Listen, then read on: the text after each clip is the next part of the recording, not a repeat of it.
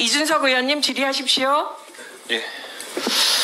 예, 오늘 김용민 총장님. 네. 예, 이 자리에서 뵙기는 신선하네요. 그런데 이번에 부정선거 음모론 관련해가지고 굉장히 많은 유튜브 영상 같은 것이 퍼지고 있는데 선관위는 그 내용 일체를 우선 부인하는 것이죠. 네, 그렇습니다. 근데 사실 이게 부정선거 음모론 저도 이제 강하게 부인하는 입장인데 이런 것들은 뭐 차치하고 이번에 조기 대선이 만약 치러게 된다면은 허위 정보가 유튜브와 같은 그런 공간을 통해서 확산되는 것 여기 대해 선관위는 어떤 인식을 하고 있으며 어떤 대책이 있습니까? 네, 22대 국선 과정에서 저희들이 준비한 내용은 그 선 조치 그다음에 바로 그러니까 노티스 앤 테이크다운인가요? 그 빼는 거. 예. 예. 그와 같은 조치를 바로 취하도록 조치를 했습니다. 그래서 모든 24시간.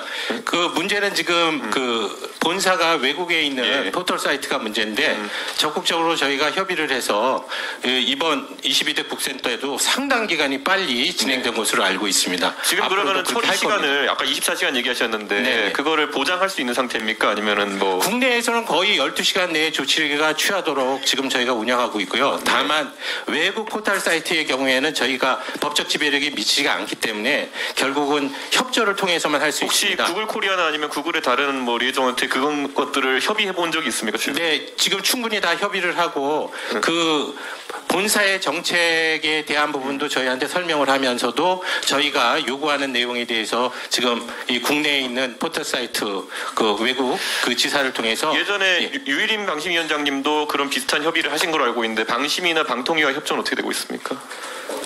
직접적인 협의 채널은 없지만 그래도 같이 공유를 해가면서 저희 입장에서 잘 안 되는 부분은 저는 해외 그런 어떤 기업 같은 경우에는 대한민국에서 여러 가지 이제 기관 주체들이 비슷한 사람을 연락하게 되면은 혼란스러울 수 있기 때문에 선거를 앞두고 지금 여기 방통위원장도 계시지만은 방통위 방심위원들과 함께 뭐 태스크포스를 차린다든지 이런 생각을 해보신 적 없습니까?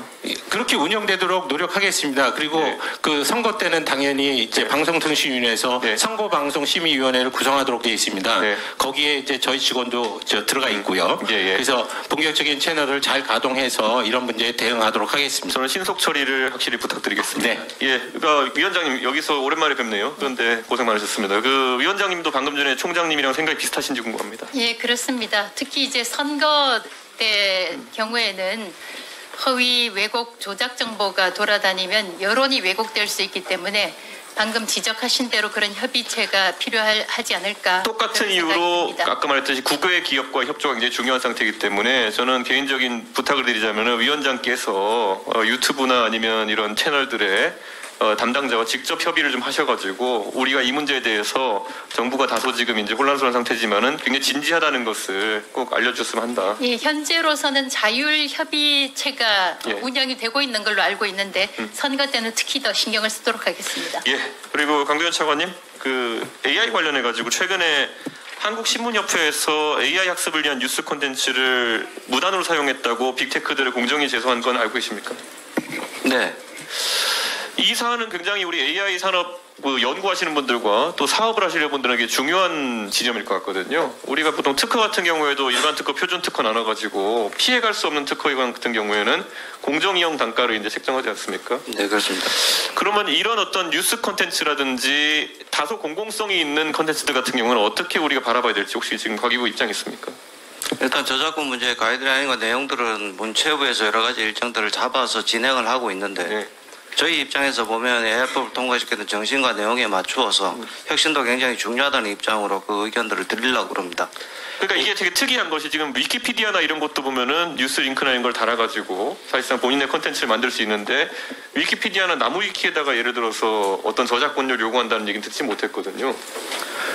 과거 저작권법이 현재 가지고 있는 역할과 내용이 과연 새로운 기술과 내용 그리고 새로운 트렌드에 맞느냐 부분은 근본적으로 검토를 해봐야 될 것 같고 구체적으로 그 뉴스나 일반적으로 공개된 자료의 스크롤링을 통해서 학습을 하는 부분의 저작권 여부 어떻게 판단해야 될 여부 그리고 대가성을 인정할 것이냐 여부, 그러면 대가성이 인정되면 어떻게 지불할 것이냐 여부 등에 대해서 종합적으로 문체부에서 가이드라인을 만들어서 진행을 하는데 거기에 대한 저희의 입장과 내용들도 문체부랑 같이 협의해서 논의하겠다는 말씀을 드리겠습니다. 저는 기본적으로 연구나 아니면 그 사업화에 대해 가지고 공정이용 단가를 책정하고 완전히 그 샌드박스를 쳐가지고 이걸 허용하지 않는 한 AI 연구하는 사람이 뭐 좀 이렇게 해서 긁었더니만은 바로 무슨 뭐 신문협회에서 고소가 들어온다. 그래버리면 사실 연구할 의지 자체를 상실하는 거거든요. 그렇습니다. 저는 그래서 아예 이런 걸 샌드박스를 치는 방안으로 이렇게 과기부에서 의견을 좀 냈으면 좋겠다. 그런 생각입니다. 기존 존재하는 저작권법이라는 게 있긴 하지만은 저는 그 틀 안에서는 지금 해외 기업들과 우리가 경쟁하기 어려운 상황이다. 이렇게 판단합니다. 네, 그 식으로 준비해서 보고 드리겠습니다.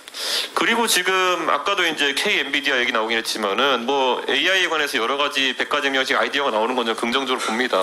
그런데 이 K 엔비디아라는 것이 고위험 벤처 투자를 사실상 국가에서 진행하겠다라는 취지로 들려서 저는 다소 우려가 있어서 계속 지적하고 있는 것인데 아까 차관님도 TSMC 사례를 얘기했지만 TSMC는 5년 만에 실제로 민영화가 됐죠.